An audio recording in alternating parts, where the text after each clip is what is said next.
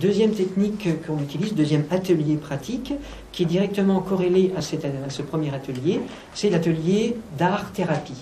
Là aussi, c'est une technique qui est très simple à mettre en œuvre et qui est très efficiente dans ses effets, justement, très efficace dans ses effets.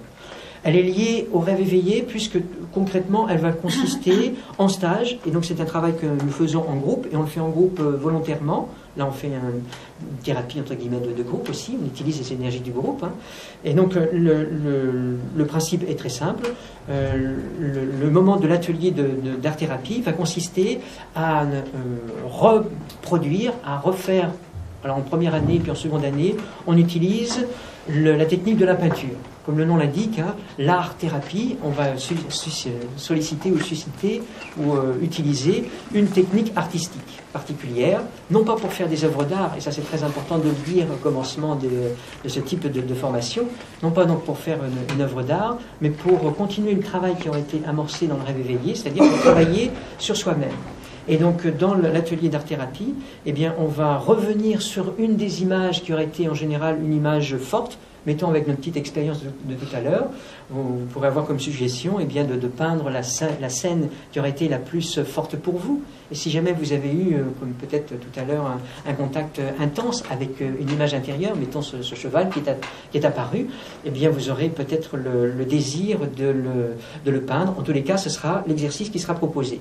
Et l'exercice est proposé, donc tout simplement, on le fait aussi ensemble ici dans cette salle. Et donc c'est un travail que nous faisons en groupe et qui permet de travailler sur une autre facette bien importante qui est, vous savez bien, on est prisonnier, on est emprisonné par le regard des autres. On est bien souvent obsédé par la pensée de ce que les autres vont penser de nous. Et pour commencer à s'affranchir du regard de l'autre, pour pouvoir commencer à vivre enfin sur la vérité de soi-même, eh bien, il y a des exercices là encore très simples, des exercices à haut pouvoir transformateur. Les exercices d'art-thérapie en font partie. Alors en première année, donc, les thèmes sont relativement simples et les personnes produisent des peintures. Alors, bien souvent on se dit, et ça peut même être parfois une source de grande inquiétude pour s'inscrire dans ces formations, les personnes se disent « Oui, mais moi j'ai pas tenu un pinceau ou pas tenu un crayon depuis la maternelle ». Et on répond ici « C'est tant mieux ». C'est tant mieux parce que l'un des intérêts de cet exercice d'art-thérapie, c'est de travailler sur ce que certains ont appelé à juste titre l'enfant intérieur. L'enfant intérieur, vous savez bien, c'est cette partie de nous qui est très sensible, qui s'émeut avec un rien, et c'est précisément lui, bien souvent, qui nous met dans des mauvaises postures dans la vie concrète, et on ne sait pas comment travailler avec cet enfant intérieur. Eh bien, l'art-thérapie permet d'avoir une prise sur cette partie de nous dont on a souvent honte, et qu'on n'a pas d'autre issue, bien souvent, que de chercher à refouler ou à masquer dans l'arrière-fond de notre conscience, mais qui va revenir au galop dès qu'il y aura les circonstances qui vont s'y prêter. Et donc... C'est le genre l'enfant maladroit, vous savez, toutes nos maladresses. Quand on voit les enfants, il veut prendre son bol de lait, puis poc, il le fait tomber. Ou là, on va faire l'art-thérapie, on veut peindre un magnifique cheval. Puis on a un truc affreux, on reconnaît juste la queue ou les pattes. Et ça nous touche beaucoup parce que justement, cette partie de nous maladroite, tout de suite, génère de la honte dans l'adulte qui voudrait avoir l'air d'être bien et d'être parfait en toutes circonstances, tout d'un coup devant un cheval affreux où on reconnaît, je vous dis, juste les pattes. Donc à ce moment-là, on est mal à l'aise. Et là, ça va ressortir. Et d'abord, on lui donne un temps d'expression à cet enfant intérieur. Parce que comme il a été refoulé pendant les X années qui constituent notre âge, il n'a jamais pu s'exprimer. Or, dans un premier temps, il a besoin d'être connu et reconnu. Connu d'ailleurs pour être reconnu par nous. Parce que s'il n'est pas reconnu, il est refoulé, il est maltraité.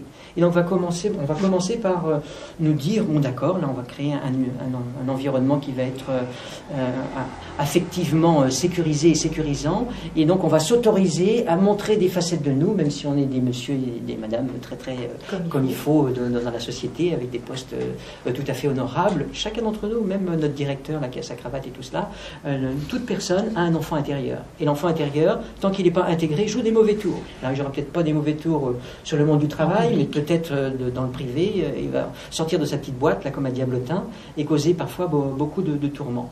Et donc, dans un premier temps, on lui accorde le droit de s'exprimer tel qu'il est.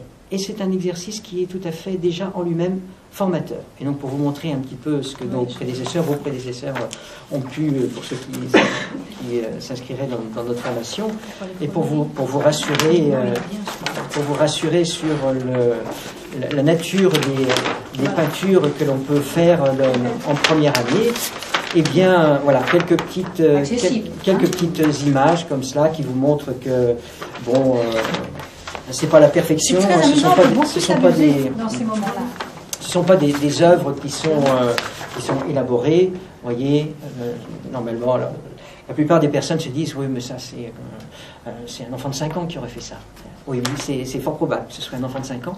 Et c'est précisément pour travailler sur cette mémoire résiduelle de l'enfant de 5 ans que nous avons été autrefois, qu'on propose ces exercices et qu'on les propose en groupe pour oser s'exposer au regard de l'autre sans pour une fois s'identifier à cet enfant maladroit, malheureux ou bien immature.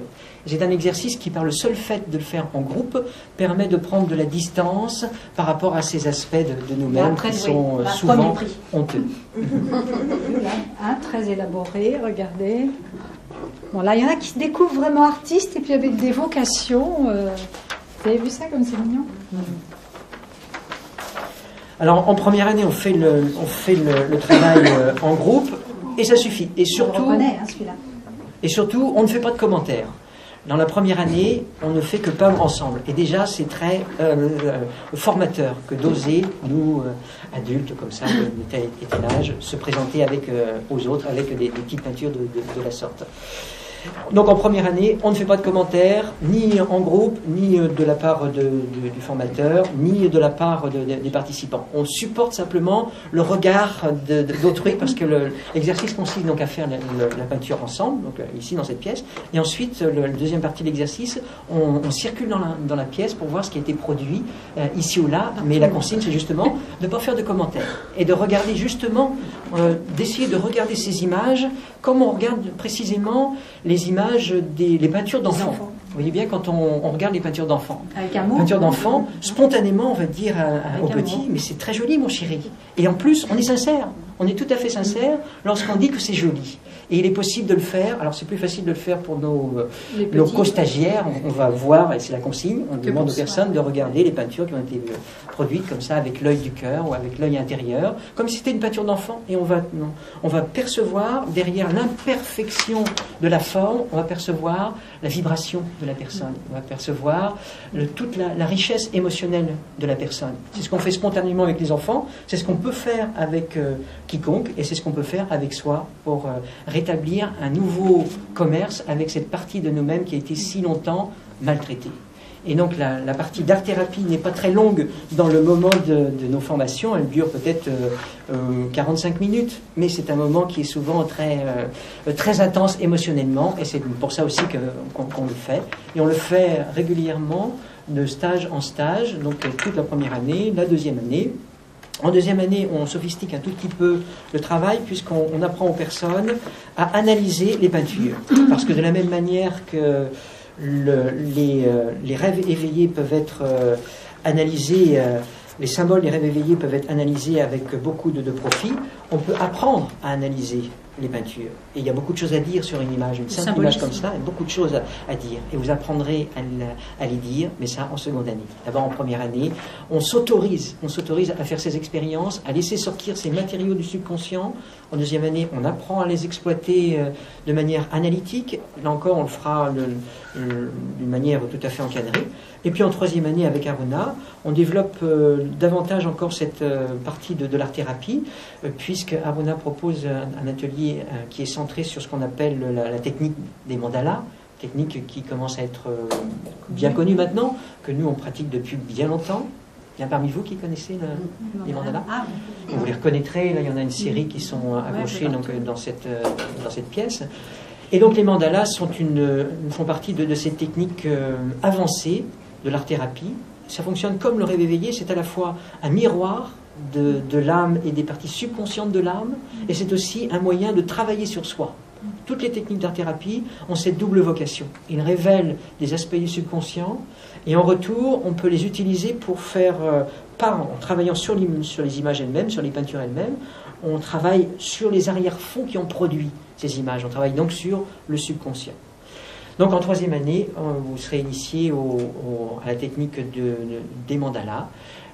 Aruna aussi en troisième année vous introduira aux techniques qui n'utilisent pas simplement la peinture, mais qui utilisent le son, le chant. On peut travailler d'une façon tout à fait efficace là aussi en utilisant d'autres supports que la peinture.